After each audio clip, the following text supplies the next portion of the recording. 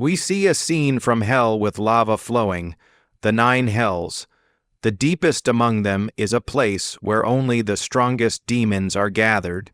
The hell of 9 skies, they're without end, and we see a battle ongoing, and a fight to determine the strongest demon endlessly repeats. We see 2 demons fighting each other as the bigger one smashes the red demon, but he dodges and punches him away through multiple mountains. What a disappointment! I heard you were famous in the 9th hell, so I got my hopes up, but your punches tickle Balak. The great demon Grogas says. Balak, standing in front of him, replies that he is all talk, but Gargas rushes towards him in anger, shouting that he dares to insult him. They both battle at high speeds as Grogas dodges. Balak follows and prepares to punch, and sends him flying once again through the air, and once again punches him right in the face, and Grogas hangs upside down in the air. Balak once again flies towards him, and prepares a punch, sending him downwards and causing an explosion. Balak lands and notices multiple small demons attacking him. He says these are petty tricks, as he tries to fend them off, but they grab hold of him, and Grogas appears and smashing him down with both of his hands, creating huge crater, and pushing Balak into the lava, but he gets surprised as he emerges back from it with flaming fists and attacks Grogas, once again saying playtime is over. He rushes towards him at blazing speed, and they both prepares to attack. Their punches collide, and Grogas loses a hand.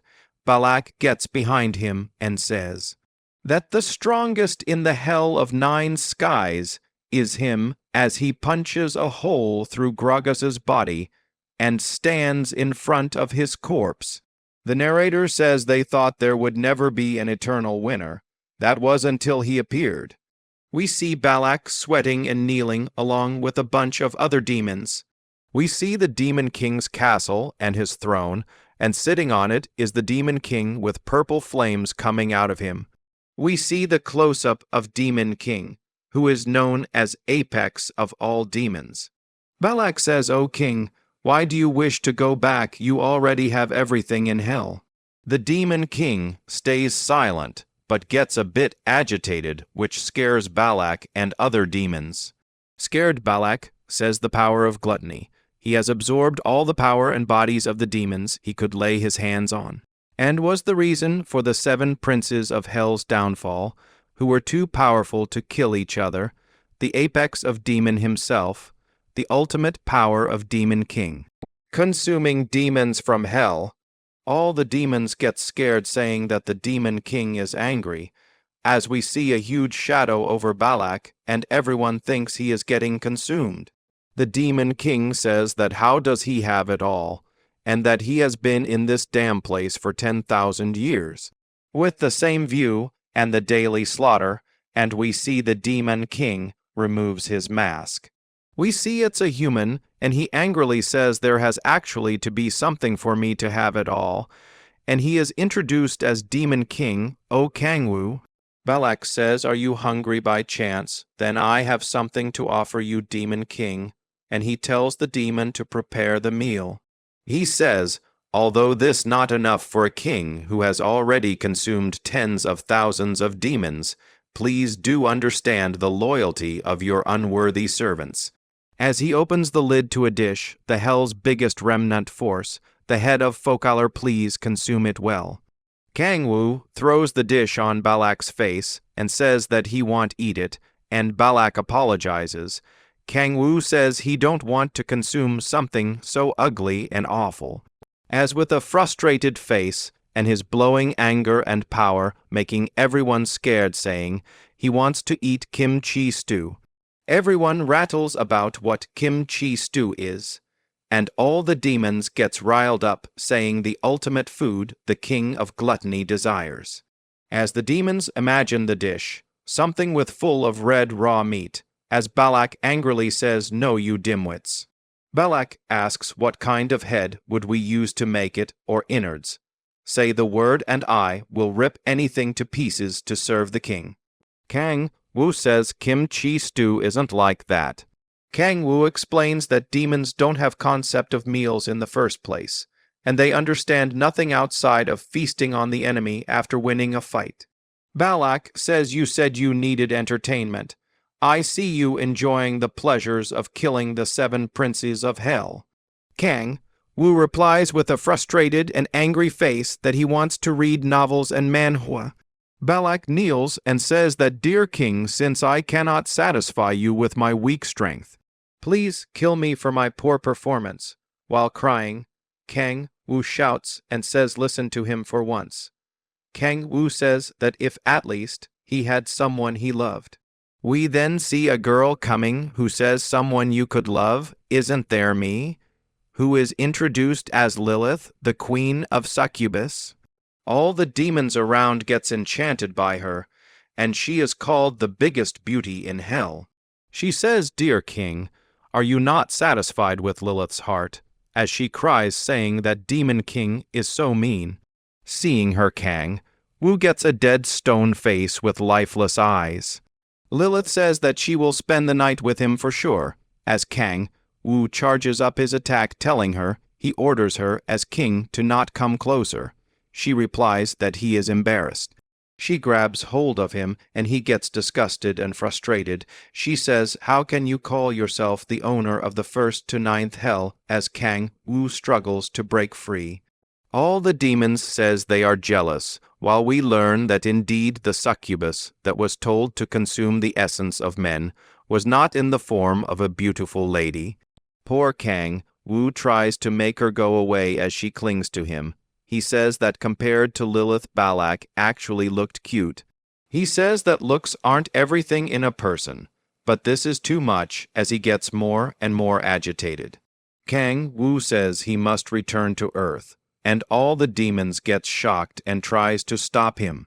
He says even after 10,000 years, my decision won't be shaken by any means of persuasion. It will only confirm it more. 10,000 years after falling into hell, after consuming the last of the 7 ball, all the preparations are complete. He stands up from his throne, saying it's finally time to receive the rewards after 10,000 years of hell. With an intimidating look on his face, he tells Balak to prepare that. Balak with concern says, My king, but Kang Wu gets angry and tells him that if he is going to make him repeat himself, and Balak gets scared. Balak apologizes and says he will prepare it right away as he kneels.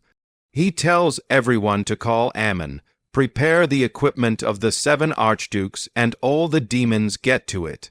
We see an old demon with staff performing some kind of ritual in a huge place surrounded by statues. Balak says, Demon Lord, the preparations are complete. He says right as Lilith looks at Kang Wu with sadness. Kang Wu removes his armor as both Lilith and Balak cries, and we see Kang Wu walking up to the portal. Ammon says, Demon Lord, if you push a great amount of demonic energy into the equipment of the 7 archdukes, and by warping the boundaries of space and time, you will be able to forcibly open a dimensional fissure. Kang Wu replies, Good, let's start. He releases demonic energy and says finally he can go home. We see him concentrating and using the 10,000 demon energy core, and he releases it. We see a huge amount of demonic energy which pushes back Ammon. Ammon says, as expected of the 10,000 demon energy core, this overwhelming demonic energy, I am being overtaken by ecstasy just by looking at it. We see the statues glowing as well, and they all also becomes alive. Ammon gets surprised and says, My lord, all 7 pieces of equipment have reacted as Kang Wu says, even if he returns, Ammon says the gate will soon open. Kang Wu continues that his family, friends, nor his lover will be there, but if it's at least not like this damned place, then anything is fine. As Kang Wu is leaving, we see Lilith and Balak crying and her saying that if he is really abandoning her like this. He says, Don't cry, while we see he is actually scared by it. As Lilith says, What gentle words you say to me. This Lilith feels like her heart is going to explode from King's love. We see Lilith's heart explode literally as she says this Lilith wants to go with the king as Kang. Wu gets scared hearing it. He says fuck and hurries the hell up in getting into the portal while Lilith calls out to him. She says she will follow behind him no matter what as Kang. Wu smiles. He flips them off, saying he did not enjoy meeting her and let's not meet ever again. As he is moving inside the portal, he says he was in hell for 10,000 years. I don't have a past that he wants to change, nor a particular future he wants to go. He just needs it to look like the earth he knew as he descends down. He says he is really going back to Earth. Finally, as a notification comes up, saying detecting the fissure's nucleus, and he wonders what's this. Another notification saying the dimensional defense mechanism, Gaia system, has been activated. He wonders what is happening. Just what sort of situation is this? A bunch of warnings come up saying the power of the nucleus is stronger than the limit, and activating the defense mechanism of all dimensions. We see Gaia system being overloaded and Kang. Wu gets hit by a bunch of energy. It says failure and total elimination of the fissure's nucleus has been deemed impossible.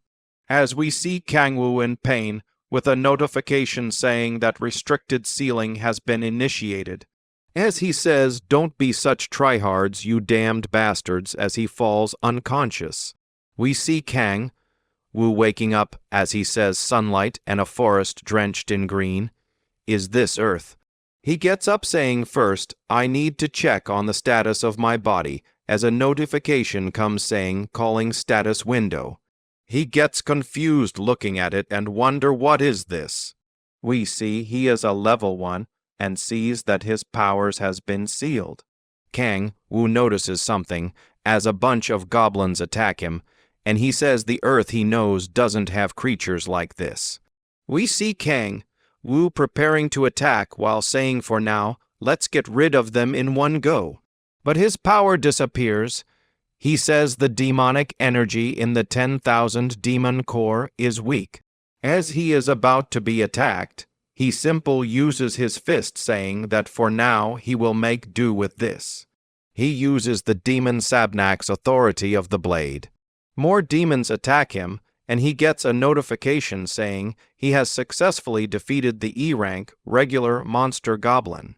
He keeps on killing multiple goblins, and he gains experience. Along with that, his level also increases.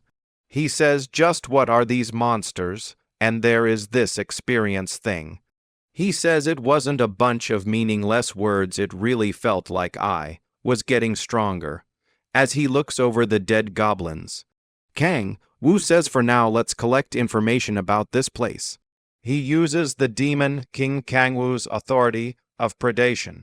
He says he has ascertained the physiological info of these things, but he can't find anything about this world, and he gets a notification saying demonic energy has increased. He gets surprised seeing it saying what? Demonic energy. Damn it, the type of energy that only exists in hell existing here means there's a chance this place isn't Earth. He says no, this can't happen. The reason why I was able to endure hell is because I was hopeful I would be able to return to Earth somehow. He suddenly hears something, a scream he says. It's not coming from a demon or monster, a human. It's a human, he says with excitement. He rushes towards it at using authority of speed.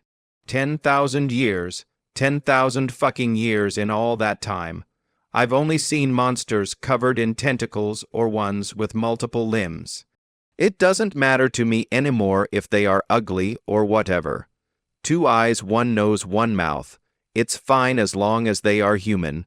Please just don't have tentacles. As he says that tentacles are absolute no. Found them, he says, as he is reaching that location. We see a girl surrounded by goblins, and Kang Wu says, please be a person. He notices her 2 eyes, 1 nose, and he gets surprised seeing finally no tentacles, and he cries tears of joy while running towards her. We see the goblins about to attack the girl as she closes her eyes. But sensing something, she opens her eyes again and sees Kang Wu killing the goblin. Kang Wu has finished all the demons as he stands before her while she is confused, saying, "Ah." She says thank you as Kang Wu gives her his hand. Touching it, Kang Wu gets teary eyes with a blissful face. He stands in front of her all silent, and she says, "Thank you so much for saving me. My name is Xiao Ah." She asks Kang Wu is there a problem of some sort since he isn't speaking anything. Kang Wu suddenly pulls her closer and asks her to get married with a really excitement and a happy face. Confused, she asks what does he means. He says in his mind that he got too excited. He apologizes to her and says his name is Kang Wu. You said your name was Xiao, right? He asks her if her injury is okay. She says yes. It isn't a big, but before she could complete, Kang Wu notices the injury on her knee. She falls, but Kang Wu catches her. He sees a square shape which is a smartphone and says he is really on Earth. He tells her to not overexert and stay seated for a moment. He will do some emergency treatment for her. She again thanks him. He says don't mention it, and says in his mind that come to think of it, we are able to communicate. He had forbidden the demon language in hell and made them use Korean, so I wouldn't forget Korean by the time I returned. Finally, I am using Korean with not a demon but a human. He tells her it will become much better if she leave it like this. She thanks him for paying much attention to her. He says don't worry about it, and gives her phone back and sees the date, which is 2023, and says then about 5 years have passed since he fell into hell. He says that he is certain that time he adjusted the time correctly. Monsters like these started showing up on Earth during those 5 years, he wonders. He tells her it will be hard to move immediately, so let's go after she gets some rest, and says that there's much he don't know about in his mind. He asks her why were she in a place like this. She replies that she has circumstances and was solo hunting inside of a gate. Xiao continues that she was just awakened as a player yesterday and was hunting inside of an E-rank gate and was stupid for doing so. Hunting, player, Kang Wu wonders what is all this and asks her what is her level. She replies that she is level 6, as she awakened not too long ago, and asks what is he doing here. He says to himself that his level is probably lower and tells her that he also has his circumstances, and that it is probably only natural that she thinks of it that way as she says, "I see," and her shoulder touches Kang Wu. Due to which she blushes and says should we get going, and he replies that your injury seems severe, will you be okay? She says I'm fine thanks, but suddenly it starts to hurt, and Kang Wu says he will give her a hand, to which she blushingly says she shouldn't cause him any more trouble.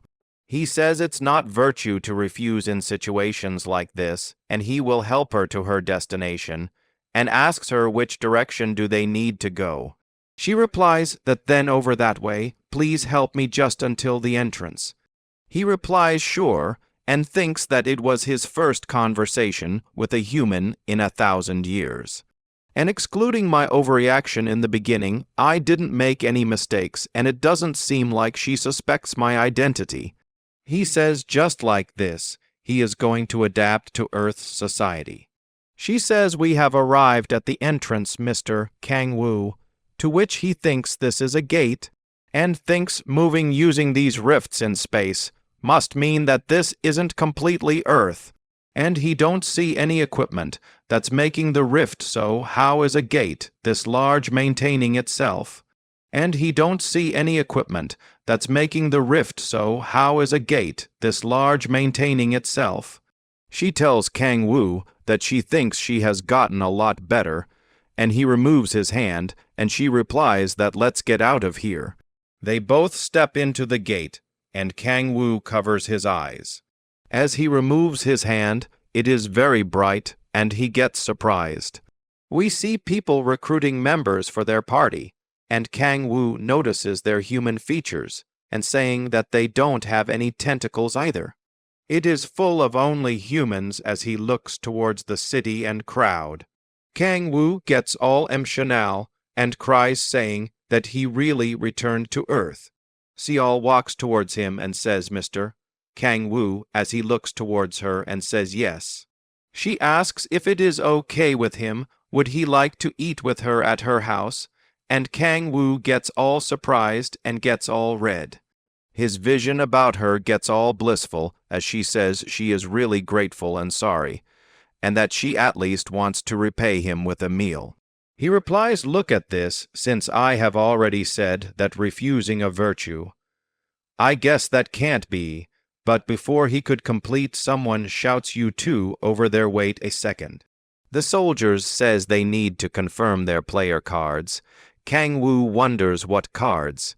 Seol starts taking her out and they asks Kang Wu to take his player card out as well. He says yes, I understand, but says in his mind that it can't be helped, he doesn't have a choice but to use that. His eyes turns demonic. He explains the skill, that it twists the recognition of the target, and the ability that manipulates the target's eye to his will. Demon Dantalion's authority of the blind, as we see Kang Wu, flips the soldier off. The soldier, now being controlled, says yes, I have confirmed it, and Kang Wu says it succeeded and asks Seol, then shall we go? They both arrive at a building and Seol says there is no elevator in our apartment, so we will have to climb up the stairs a bit, and Kang Wu replies that it's fine. He gets happy and says the smell of an old apartment. He climbs the stairs while saying narrow stairways, chilly railing, dusty window. It all feels real now, especially because amongst all the countless areas across the globe, it's Seol's own house. I'm certain that a happy future will unfold from now on. Now we see Kang Wu being all happy about it, but Seol suddenly calls her mom, and she asks, oh my, are you back, Seol, which disappoints Kang Wu. She asks her, oh my dear daughter, are you hurt anywhere? Did you go there with a party just like your mom told you? And she replies, of course, and Kang Wu thinks, mother is here, did she really mean to just have a meal? Seol introduces Kang Wu, oh, don't forget this gentleman here is, oh Kang Wu, since he helped me when I was in danger today, I invited him to a treat, and Kang Wu says, hello to her mom, and she grabs his hand and thanks him. Thank you for saving our Seol. I don't know how can I repay you this favor, and he replies, it's nothing. She invites him and says, please come in, it might not be much, but I'll prepare something as delicious as I can. He thanks her for that, and thinks, well, it's a shame that it's not a meal with just the two of us, but thinking back to how I lived back in hell, this is already plenty to be appreciated. Her mom tells Seol to help her prepare the food and she replies, yes, mom. Seol says, I'll get changed first and help right after. Mom, did you text me? And her mom says, I did. Seol, when you're heading to a dangerous place, at least contact me afterwards. She replies, I'm sorry, mom, and Kang Wu thinks, right, the mobile, I need to gather information about Earth first, and he says, excuse me, Seol, I'm sorry, but can I borrow your mobile? And she replies, yes, of course, please wait comfortable while using the mobile, and he thanks her for that. Kang Wu gets all happy about it and thinks, the feeling of my finger on the screen, returning after 10,000 years, everything is so impressive, but it's not the time to be focused on that, I have to gather information first. Since I was dragged into hell 5 years ago, I should look for 2018's news articles first. Let's see, the day of calamity, the 22nd of February, 2018, it changed the world, unknown monsters suddenly appears from hundreds of gates. Useless firearms, scene of hundreds of the Chinese army massacred, found of the Emergency Operation World Union, Korea is the 9th country to join, the first player appears in the USA, who is she? Number of players drastically increase worldwide, could they be humanity's hope? He notices something, 22nd of February, 2018, that date, the day I descended into hell, right? He wonders, did I get dragged into one of the many gates that simultaneously appeared that day? All the news is just speculation, I should find more details later. We hear her mom saying, the food is ready, and as Kang Wu is saying thank you very much, he stops in the middle from shock of seeing something. We see it's the kimchi stew, her mom tells him, have a nice meal, Kang Wu, I wonder if it will be to your liking, while Kang Wu stares at it in complete awe. We see him about to take his first bite out of it, as both Sol-Ah and her mom is talking. Sol-Ah notices Kang-woo muttering something, and they both stare at Kang-woo taking his first sip of the stew. Kang-woo doesn't utter a single word and just keeps on eating the kimchi stew. Kang-woo thinks, 5 years ago, no, 10,000 years ago, after I suddenly fell into hell, in order to survive, I absorbed demonic energy and transformed into an existence close to a demon. However, because my humanity still remained, my appetite and taste couldn't be satisfied with anything in hell, the demons I had to gnaw in order to survive tasted horrible, like garbage. I thought I'd go insane, even though I had repeated that experience countless times during the 10,000 years. The reason why I could maintain my sanity was but a single desire: I want to return to Earth. We see Kang-woo crying after eating it, and he thinks, I've really returned to Earth, as both Sol-Ah and her mom looks at him in confusion. While crying he tells Sol-Ah, really, I'm very grateful, it was very delicious, thank you very much. Sol-Ah blushes and says, I should be saying that, thank you, I felt sorry that this was the only treat available, yet you enjoyed it so much. She asks him, is it that delicious, and he replies, yes, with a happy face, and asks her if he can have another bowl. She replies, of course, I'll bring it right away, and her mom says, it's great to see how much you like it. Kang-woo thinks, I'm really glad that I returned, as Sol-Ah looks at him with a warm smile as well. But suddenly we see someone barging in and breaking into their house, as the person says, what the heck, shit. Both Sol-Ah and her mom stands up in shock to check who is it, and the guy says, the door's so freaking stiff, it's some blonde dude who shouts, hey, Sol-Ah, get out here, right now. The blondie asks, Sol-Ah, hey, who said you can enter the gate on your own? Hearing it makes Sol-Ah angry. She tells him to leave and he gets pissed hearing it and says, what? She shouts at him, I said leave, Han Tae-hyun, who do you think you are, entering our house, don't come close, I'm warning you, I'm a full-fledged player now as well. Hearing all that he gives of a laugh and says, oh, you now a full-fledged player too, oh you're so awesome, in a mocking way. He punches the wall and says in anger, this bastard, a low-level player, acting like you're all that, who do you think is a flipping player? Once again Sol-Ah tells him to not come close. He looks over to her mom, who is very scared, and he says, whether it's a dad who died quickly or a mom who earns peanuts. She again shouts at him, you crazy bastard, the reason we're like this is because of you, but Han grabs her hand and tries to drag her out of the house and says, hey, forget it, you just need to follow me to the Andrus Guild right now. She tells him to let go, I'll never go to such a trash guild, and he replies, trash, what rude words, this oppa will put you in a very good party. She clenches her teeth and bites Han on his hand, as he slaps her away. Her mom shouts her name in worry, and Han says, this bitch really, hey, Sol-Ah. Do you think you can survive while only doing good things? The world seems really easy to you, huh, you should have just calmly became my tribute, huh, what, a full-fledged player. Yeah, as fellow players, let's face each other for real, and her mom gets up and says, Tae-hyun please, mom will do better, please don't be like this to Sol-Ah. She holds Tae-hyun's hands and Tae-hyun says, old lady, shove over, and he slaps her away as well, while saying, annoying as garbage. Sol-Ah rushes to check up on her mom and Tae-hyun says, that's why you should have moved when I said shove it. Why are you annoying people like that? And Sol-Ah looks over at him and takes his name in rage. He says, what are you going to do, glaring at me like that, you bitch, you low-level scrub, I'm a second-stage awakener. Do you think you stand a chance? The only thing you have is that pretty face, you stupid bitch. You have to enter the Andrus Guild, so that the Hyung, but before he could complete he hears some noises and notices something. Tae-hyun notices Kang-woo eating, and says, what the hell, in confusion. He stares at him and Kang-woo completely ignores him. Tae-hyun says, I'm stunned, is this some famous restaurant? This bastard, can't he read the room, as he goes over to Kang-woo and calls him out. But Kang-woo completely ignores him and focuses on his eating, as Tae-hyun starts to walk away. Tae-hyun suddenly turns over and kicks the food away, shouting, you stupid bitch, which shocks Kang-woo. Sol-Ah also looks horrified upon seeing it, and Kang-woo is still in shock as the food is flying all around. Sol-Ah shouts, Kang-woo, as Kang-woo gets teary and screams in anger. He gets all depressed upon seeing it all spilled over and Tae-hyun says, what's up with this bitch, and asks Sol-Ah, where the hell did you pick up this beggar bastard from? He calls him out and says, oi, beggar, stop crying like a bitch and get up, as Kang-woo still crying over his kimchi stew. Kang-woo gets pissed, as he looks over at Tae-hyun with rage, which completely scares him as he says, "What is that?" with a scared look, as he imagines him as a demon, while Kang-woo says, "You dare to knock over my kimchi stew." We see Kang-woo moving towards him and Tae-hyun gets pissed and prepares to attack him. Tae-hyun thinks, "There's no way, I must have seen wrong," and tells Kang-woo this hobo bitch must have gone insane. But Tae-hyun suddenly gets attacked and he wonders what is it, and we see it's Sol-ah, as she tells Kang-woo to run away.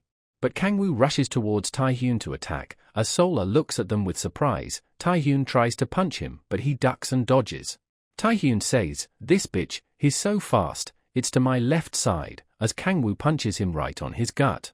He says his punch to his left was fake, and he spits in pain, but again prepares his attack, while shouting, "This bastard." As his punch is about to land, Kang-woo gives him a solid kick to his left, but Tae-hyun says it's not that strong. He lifts Kang-woo up through his legs, but Kang-woo punches him right on the face and removes his hold on his leg. Kang-woo immediately gets back to him and once again attack him, but Tae-hyun counters and once again Kang-woo dodges. Kang-woo again distracts him with a fake and punches him right on the gut once more, and Tae-hyun falls to his knees. As Tae-hyun wonders who the hell this bastard is, as Kang-woo smashes his face onto the ground. Kang-woo stands over him with his foot over his head, and once again smashes it, saying, "It's not over yet." Kang-woo tells him, "Stop overreacting, you little idiot, there's a lot left before you can pay for the sin of knocking over kimchi stew." Tae-hyun says, "Kimchi stew? Why are you pulling this bullshit just for kimchi stew?" Kang-woo replies, Just, did you say, just kimchi stew?" Kang-woo gets even more pissed and says, "Hey, when I say 1, you say, kimchi stew is. And when I say 2, you say, a sacred food, and you have to scream it, got it?" And Kang-woo says, 1 and Tae-hyun says, "Kimchi stew is." Kang-woo crushes his hand and tells him to scream louder, as he once again starts, saying, 1, and Tae-hyun, this time more loud, "Kimchi stew." Kang-woo says, 2, and Tae-hyun screams, "is a sacred existence," but Kang-woo gets pissed and once again smashes him and tells him to say it louder. He tells him to say it like you're a believer praying to God, like you're a man trying to win over a woman's heart, as Sol-ah looks at them in confusion and shock. Kang-woo screams, "Scream it on top of your lungs with passion," and Tae-hyun starts crying and screams, "Kimchi stew is a sacred existence." Once again Kang-woo gets pissed and says, "This is not it, again, raise your flipping voice to the 7th octave. Tae-hyun screams loudly, "Kimchi stew is sacred existence" from top of his lungs while crying, and Kang-woo says, "Good." As Kang-woo stands up and says, "Don't you ever look down on kimchi stew ever again," as Tae-hyun wonders, "What the hell is that psycho?"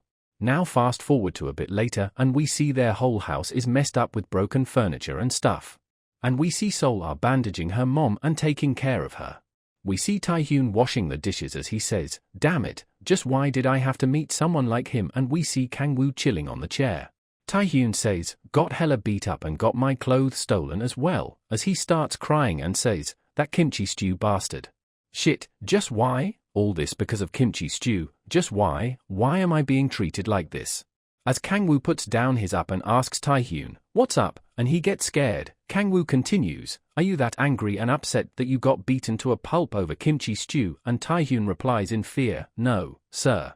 Kang-woo looks at him with his intimidating eyes and says, "Wearing clothes, getting to sleep, getting to eat and living comfortably, you'll never know in your life just how blessed you are, so you should always be thankful for that. Treat your life preciously, understood?" Tae-hyun thinks, this bastard is acting up and replies, "Yes, sir, understood," and thinks, "Damn it, just wait and see, after I report you to Andres, you're done for." But Kang-woo suddenly calls for him and he again gets scared, and Kang-woo orders him, "If you're done cleaning the dishes, come here, I have been thinking about it. But there's no merit in keeping you alive, you know as well, right? Just live a good life through doing good deeds, the world isn't easy like that." And Kang-woo grabs him and says, "But don't worry, I won't kill you, but..." and looks at him with his demonic eyes and says, "Dying would probably be better," as Tae-hyun gets scared and says, "What is this?" Kang-woo uses his skill, Demon Auroba's skill, Authority of Fear. The huge demonic horse-like creature grabs Tae-hyun as he shouts in fear to not come close, but the creature uses his glare to instill fear into him. Kang-woo explains, the Demon Auroba's etches an uncleanable mark of fear on the target soul and turns them into puppet, and he tells Taehyun, don't ever talk about what happened here. As he tells Taehyun to piss off, pathetic bastard, and we see Taehyun walking out, crying and soiling his pants. Solar watches him go and says, this time as well, Sir Kang-woo saved me again. We see him using phone and he thinks, that's really bothering me, I'm actually just a poor bastard. Money, I need money, as Solar stares at him with complete admiration in the background. He notices something on the phone, which is magic stone, and says with magic power stones. He asks Solar, do you perhaps have the magic power stone, could I see it right now? And Solar replies, of course, just a second. She hands it over to him and says, here, it's the E-rank magic power stone obtained from the goblin hunt, it said that the closer it is to black, the higher rank. Kang-woo tries to feel the demonic energy from the magic stone and says that he doesn't feel any demonic energy from it, it definitely holds power, but it's not demonic energy.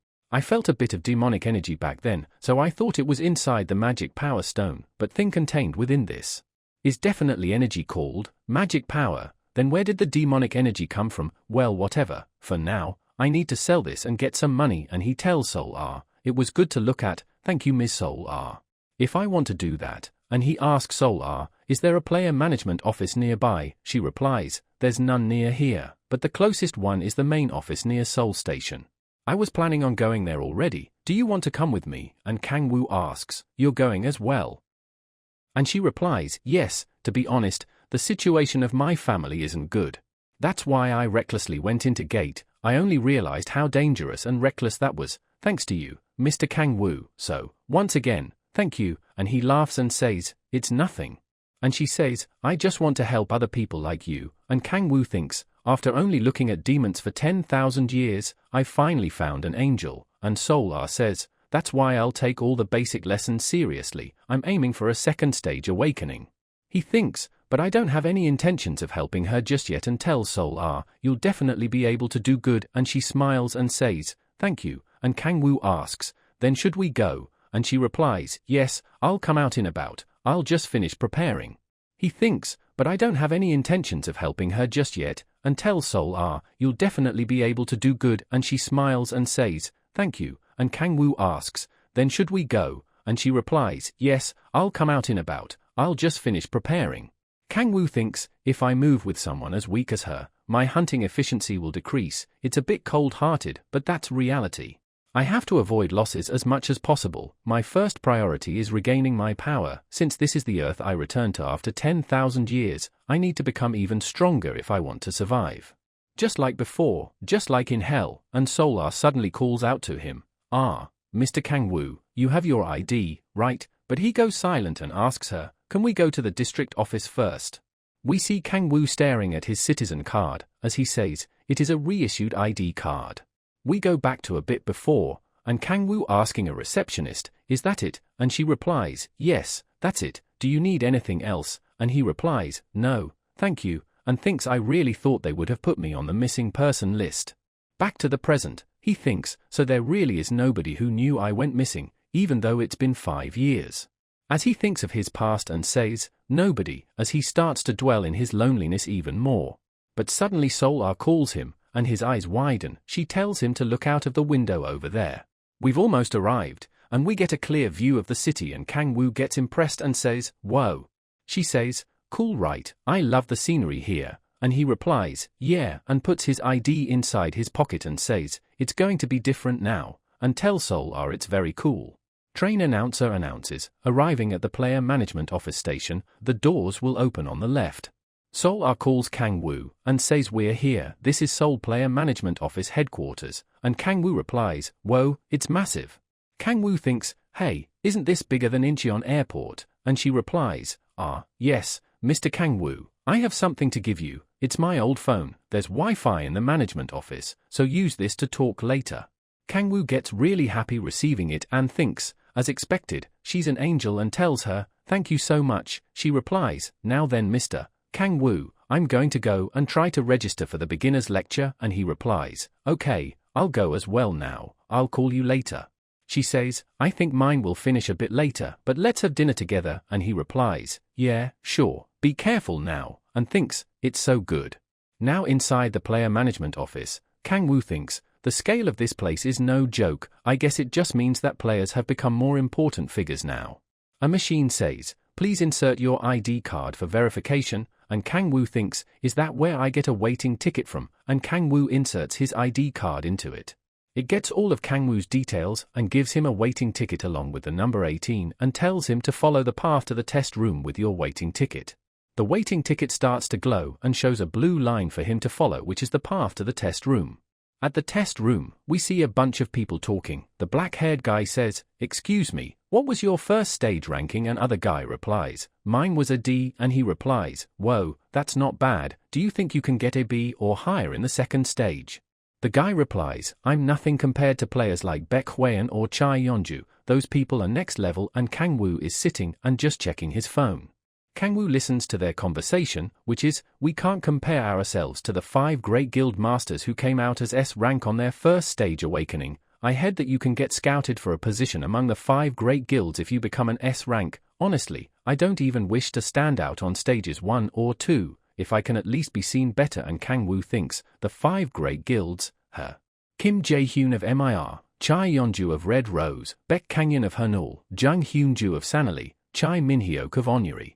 Kang-woo thinks, each guild was made by Korea's top 5 rankers. I'll inevitably meet them when I finish regathering my strength. You tend to stand out as you get stronger. There's a high possibility that we've met before.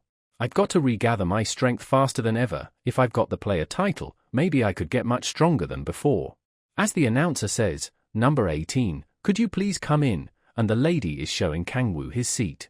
The test guide asks, are you Mr. Kang-woo? And he replies, yes, and she tells him, you just need to put your hand on this ball. If you apply your power to it, it will change color depending on your attribute ranking.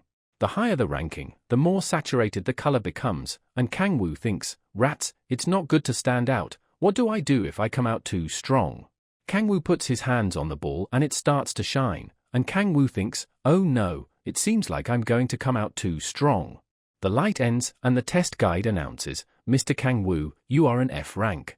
Hearing it shocks Kang-woo as the guide tells him that he can take his hands off the ball now.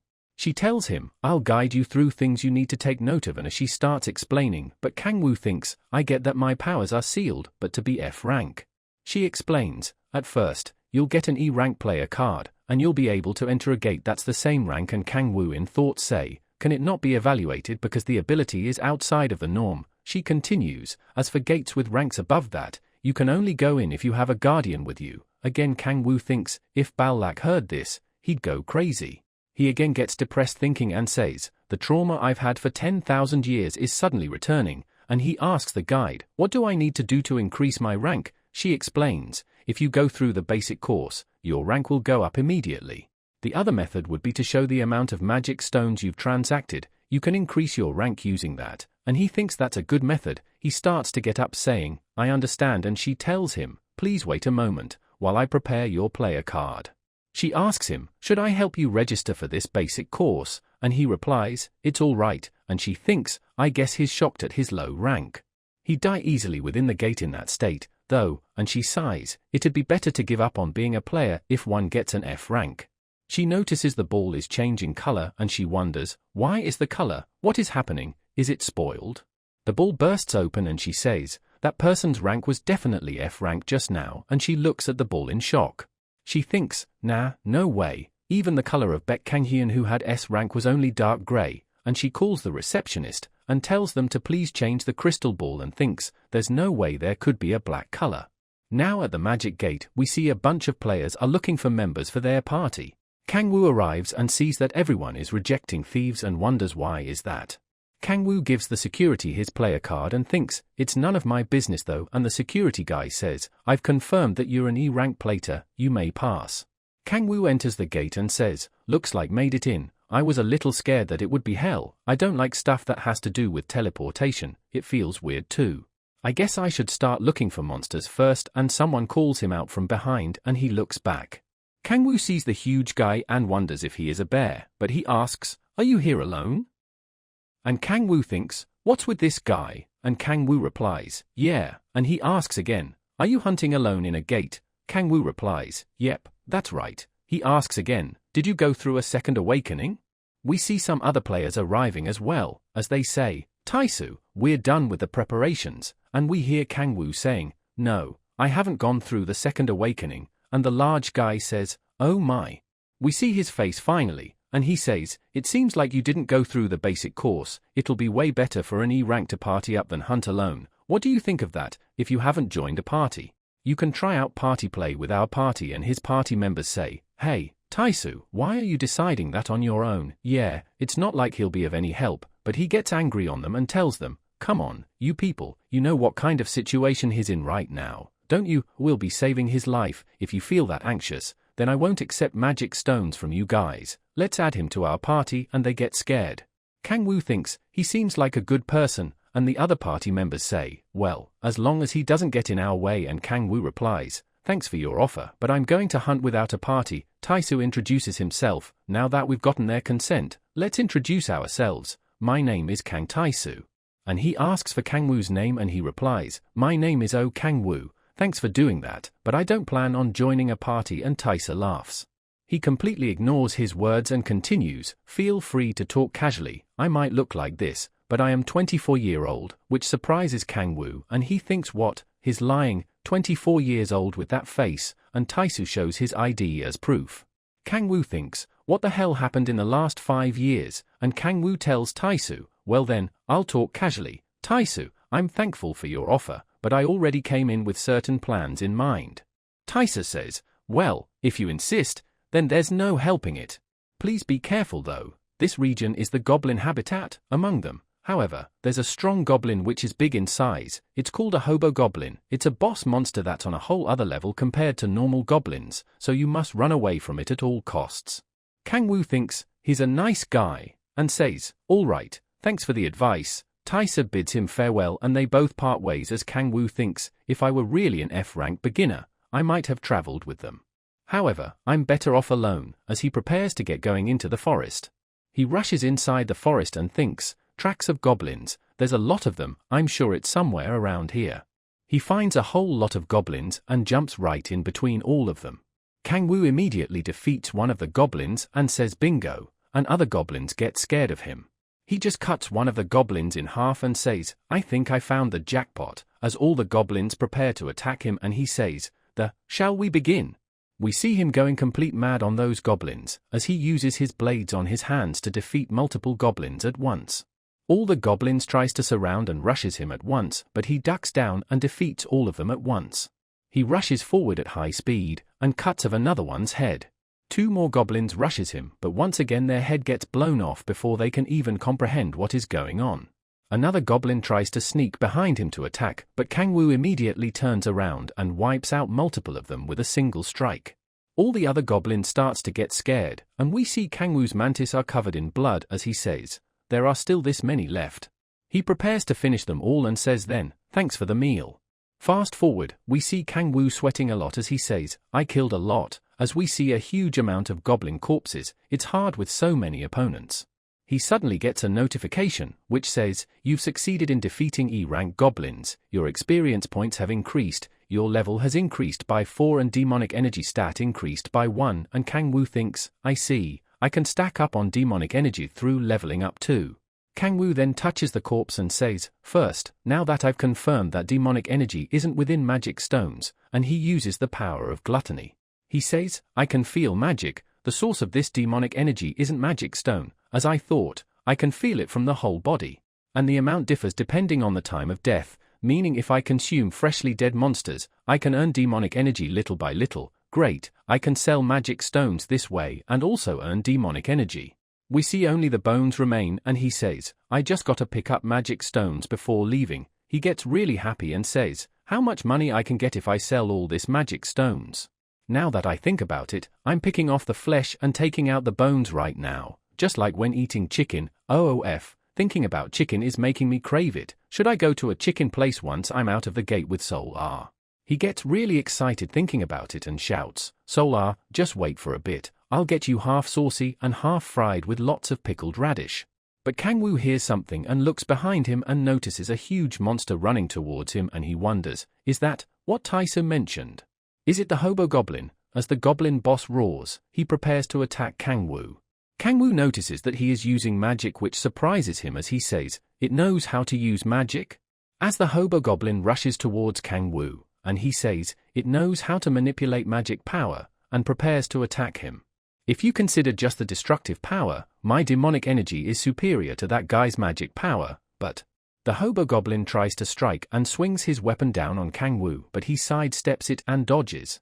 The Hobogoblin reacts to the dodge and changes the trajectory and sweeps his big sword, but Kangwoo is able to block, but still gets sent flying away. The Hobogoblin catches up to Kangwoo, who is still in mid-air, and once again strikes him down, but he is able to block it. We see Kangwoo having a hard time in holding the sword being pushed onto him, and he says, "The problem is the difference in strength that comes from the difference in weight." Kangwoo uses the weight of the sword and directs his sword to the side by dodging sideways. Kangwoo tries to attack him right on the head, but Hobogoblin blocks it using the shield on his hand.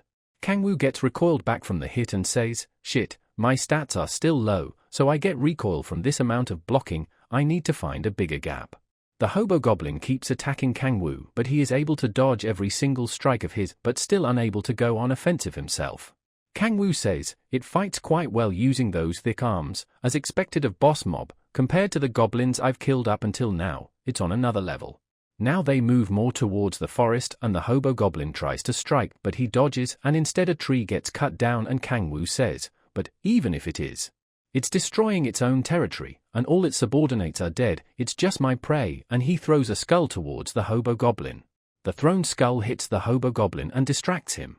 And Kangwoo says, "And this is more than enough." He prepares to attack him and says, "I explode my anger, and gather an overwhelming strength," and he uses Demon Crossel's power of rage. Kangwoo strikes him and says, "Not to me, but to him," and he puts the Hobogoblin in rage mode. Both stands face to face, and Kangwoo says, "It worked," and the Hobogoblin tries to attack Kangwoo in rage. Kangwoo ducks from the attack, but the trees behind him all gets cut down from just the force of the swing. Kangwoo explains, "I'm certain that this authority is a buff skill that amplifies the target's power several times," but the Hobogoblin keeps attacking Kangwoo blindly, and he dodges all the attacks easily. Kangwoo says, "But the price is that it's a curse that turns your head into nothing, losing your rationality and swinging random attacks. Makes it easier for me to dodge, and create a lot more gaps."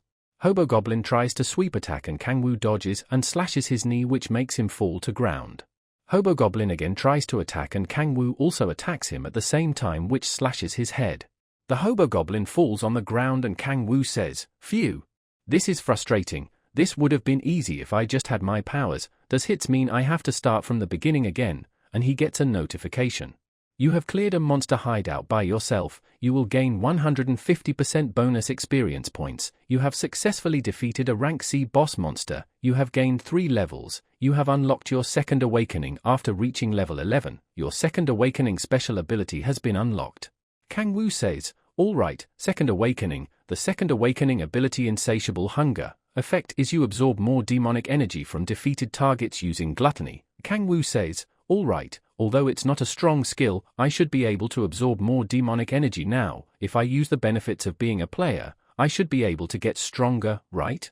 Then, let's see how strong my special ability is," and he touches the Hobogoblin and uses gluttony to absorb demonic energy from him.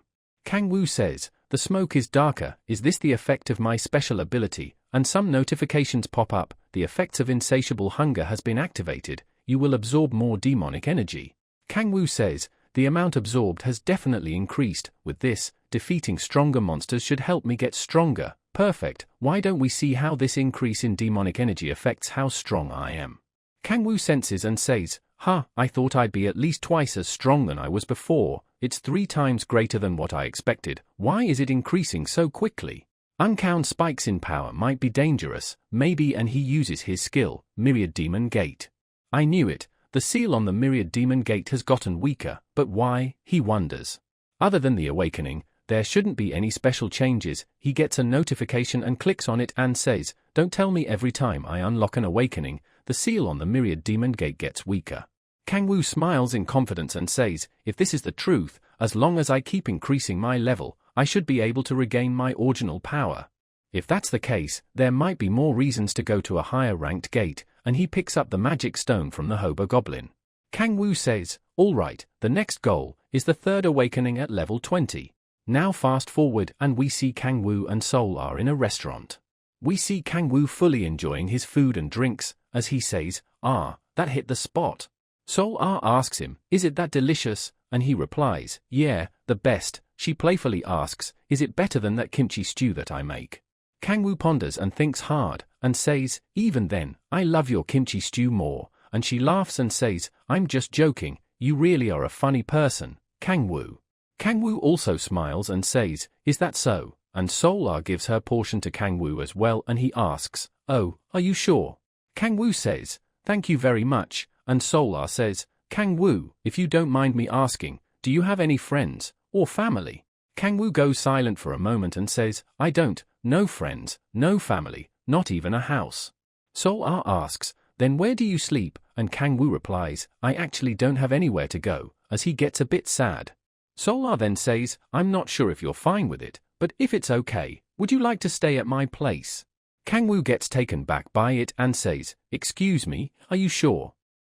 And she replies, yeah, in this short period of time, you don't understand how much you've helped me, there's no need to worry about it. Kang-woo says, oh wow, then, I'll be taking you up on your offer, good luck to both of us, Seol and she says, okay. I'll be in your care as well, Kang-woo and she thinks, it looks like Kang-woo has a lot of things on his chest.